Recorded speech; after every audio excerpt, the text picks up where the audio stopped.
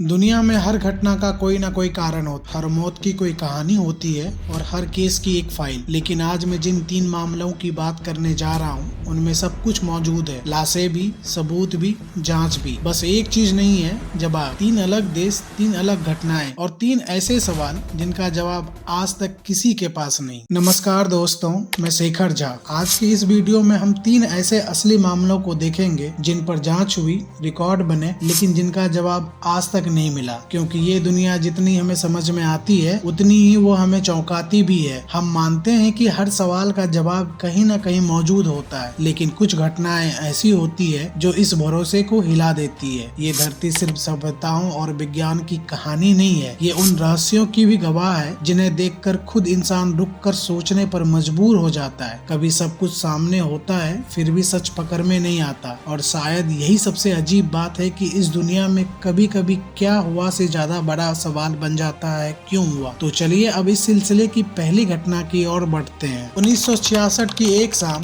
Brazil के नितोरोई शहर के पास स्थित मोरो दो वेंटम नाम की एक पहाड़ी पर पुलिस को 2 ऐसे शव मिले जिनकी मौजूदगी अपने आप में असामान्य नहीं लगती थी। न शरीर पर किसी तरह की चोट, न संघर्ष के निशान, न आसपास कोई ऐसी चीज जो यह बता सके कि वहाँ कुछ गलत हुआ था। लेकिन जैसे ही अधिकारियों ने उनके चेहरे की ओर देखा, यह मामला एक सामान्य मृत्यु से अलग हो गया, क्योंकि दोनों के चेहरे पर मोटे शीशे से बने मास्क लगाए गए थे। ऐसे मास्क जो आंखों को पूरी तरह से ढकते थे और जिन्हें किसी सुरक्षा उपकरण की तरह इस्तेमाल किया गया हो, न किसी पहचान छुपाने के लिए। जांच आगे बढ़ी तो पता चला कि ये दोनों व्यक्ति इलेक्ट्रॉनिक्स तकनीशियन थे, साधारण जीवन जीने वाले लोग जो उस दिन घर से यह कहकर निकले थे कि वो कुछ उपकरणों की जांच करने जा रहे हैं। लेकिन उनके पास ना तो कोई औजार था, ना ही कोई ऐसा सामान जो किसी स्पष्ट काम की ओर इशारा करता हो। उल्टे उनके पास जो एक छोटा सा कागज मिला, उस पर शब्द किसी निजी नोट की तरह नहीं बल्कि किसी तय प्रक्रिया के निर्देश जैसे थे, मानो किसी प्रयोग के चरण लिखे गए हो। फिर भी उस कागज में यह दर्ज नहीं था कि यह प्रयोग किस उद्देश्य से किया जा रहा था या इसका अंत क्या होना था। पोस्टमार्टम किया गया,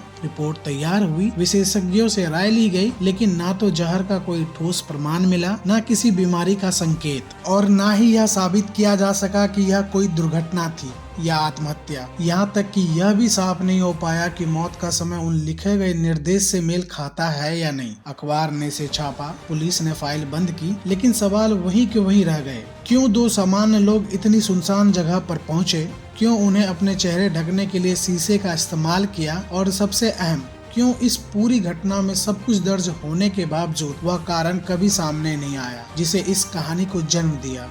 यही वजह है कि यह मामला आज भी एक ऐसी फाइल की तरह देखा जाता है जिनमें तत्व पूरे हैं लेकिन अर्थ अधूरा है। और शायद यही से यह एहसास शुरू होता है कि कुछ घटनाएं इसलिए रहस्यमय नहीं होती क्योंकि उनके बारे में कुछ पता नहीं होता, बल्कि इसीलिए क्योंकि जो पता होता है वही उन्हें समझ से बाहर कर देता है। और शायद यही एहसास हमें उस दूसरी फाइल तक ले जाता है जहाँ रहस्य किसी अंधेरी जगह में नहीं बल्कि इंसानी फैसले के भीतर छुपा हुआ दिखाई देता है। 1978 की एक सर्द रात कैलिफोर्निया में 5 युवक जो मानसिक रूप से पूरी तरह सामान्य जीवन जी रहे थे, अपने परिवार के साथ रहते थे और एक बास्केटबॉल मैच देखकर घर लौट रहे थे, अचानक ऐसी हालत में फंस जाते हैं जिसकी कोई तार्किक शुरुआत समझ में नहीं आती। उनकी कार एक पहाड़ी रास्ते पर खड़ी मिलती है, न टूटी हुई, न फंसी हुई, न ही किसी हादसे का शिकार, बल्कि ऐसी स्थिति में जैसे उसे जानबूझकर वहीं छोड़ा गया हो। पेट्रोल मौजूद था, चाबियां भी वहीं थी और आसपास ऐसा कुछ नहीं था जो यह मजबूरी दिखाए कि 5 लोग एक साथ ठंड और अंधेरे में उस कार को छोड़कर जंगल की ओर क्यों बढ़े। खोज आगे बढ़ती है और महीनों बाद बर्फ से ढके एक सुनसान इलाके में एक केबिन मिलता है। ऐसा केबिन जहां खाने का पर्याप्त सामान था, गर्म कपड़े थे, यहाँ तक कि लकड़ी और ईंधन भी मौजूद था। लेकिन इसके बावजूद वहाँ मौजूद व्यक्ति ने ना तो आग जलाई, ना नियमित रूप से भोजन किया और ना ही किसी तरह का मदद का संकेत दिया, जबकि रिकॉर्ड बताते हैं कि वह महीनों तक जीवित रहा। जांच रिपोर्ट्स, पोस्टमार्टम और खोज अभियानों के दस्तावेज साफ कहते हैं कि यह कोई अपराध नहीं था, कोई साजिश साबित नहीं हुई और ना ही कोई ऐसा बाहरी खतरा मिला जिससे इस फैसले को मजबूर किया हो। उल्टा जो सबसे ज्यादा परेशान करता है वह यह है कि हर तत्व मौजूद होने के बावजूद यह समझना असंभव हो जाता है कि उस रात 5 अलग अलग दिमागों ने एक साथ ऐसे निर्णय क्यों लिए जो उनके अपने अस्तित्व के खिलाफ जाते थे। यही कारण है कि यह मामला आज भी युवा काउंटी 5 के रूप में दर्ज है। एक ऐसी फाइल जहां सबूत कम नहीं है लेकिन तर्क बार बार टूट जाता है, और जहां सवाल यह नहीं रह जाता है कि वहां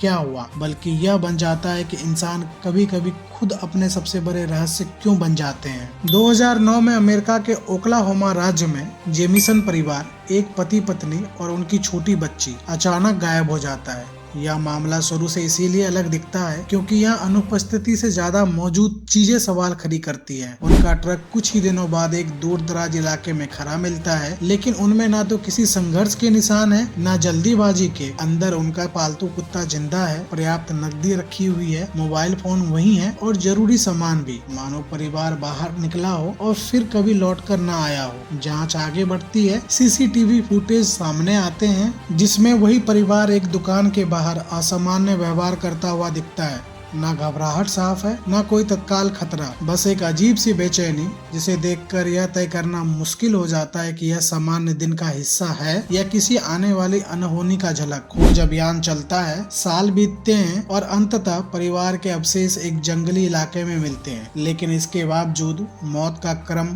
कारण और वह क्षण जब हालात बदले, सब कुछ अस्पष्ट ही रहता है। ना तो यह साबित हो पाता है कि यह कोई अपराध था, न यह कि पूरी तरह एक दुर्घटना थी, और ना ही मानसिक स्थिति से जुड़ा कोई निष्कर्ष पुख्ता रूप से सामने आता है। पुलिस रिपोर्ट्स, फोरेंसिक जांच और मीडिया कवरेज सब मौजूद है, फिर भी कहानी किसी साफ अंत तक नहीं पहुंचती। और यही वजह है कि यह घटना आज भी जेमसन फैमिली डिसअपीयरेंस के नाम से जाने जाती है। एक ऐसी फाइल जहां सवाल इस बात का नहीं रह जाता कि परिवार कहां गया, बल्कि इस बात का बन जाता है कि कभी कभी पूरी जिंदगी सारे सबूतों के साथ अचानक ऐसे मोड़ पर पहुंच जाती है जहां समझ और तर्क दोनों साथ छोड़ देते हैं। 3 अलग अलग देश, 3 अलग अलग समय, 3 बिल्कुल अलग तरह की जिंदगियां, फिर भी हर जगह एक ही बात दोहराई जाती है। सबूत मौजूद है, जांच मौजूद है, रिकॉर्ड मौजूद है, लेकिन अंतिम अर्थ कहीं बीच रास्ते में टूट जाता है। ब्राजील की पहाड़ी पर मिले 2 लोग हो, कैलिफोर्निया के जंगल में बिखरी हुई एक रात की कहानी हो, या ओक्लाहोमा में अचानक गायब हुआ एक परिवार हो,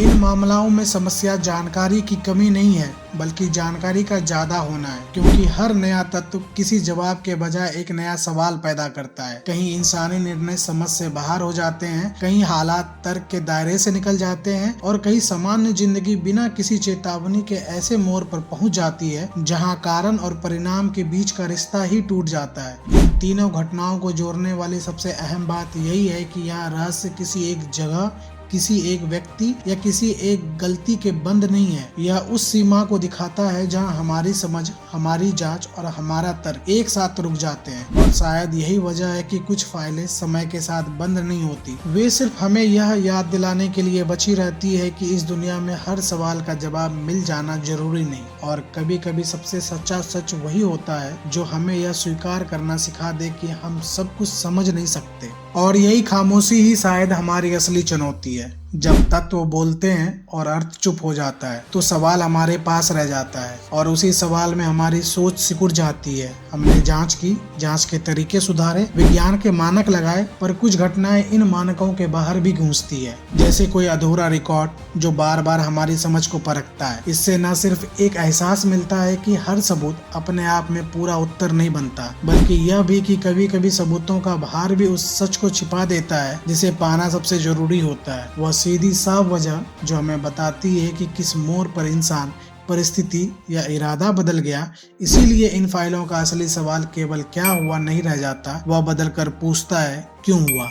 आप लोगों का बहुत बहुत धन्यवाद वीडियो में बने रहने के लिए। आप लोगों को यह वीडियो कैसा लगा कमेंट करके जरूर बताइए। साथ ही साथ चैनल को सब्सक्राइब, वीडियो पर लाइक, कमेंट जरूर करते हैं।